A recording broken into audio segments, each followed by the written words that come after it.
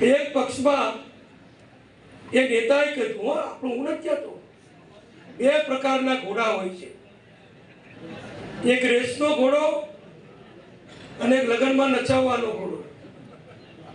હું તમને બધાને કહું કે આપણા ભારતીય જનતા પક્ષ પાસે ફક્ત ને ફક્ત હરિભાઈ જેવા રેસમાં દોડાવવા વાળા ઘોડા જ છે. કોઈને ઘેર લગ્ન હોય અને કોઈના છોકરાની ઈચ્છા હોય કે મારા નાચતા ઘોડા ઉપર વરઘોડો કાઢવો છે તો કોંગ્રેસ वाला કોકને બોલાવી લેજો, નાચતો ઘોડો આવી જશે. कांग्रेस पार्टी में एक मुश्किल है, दो तरीके के घोड़े होते हैं, एक रेस का घोड़ा होता है, दूसरा शादी का घोड़ा होता है.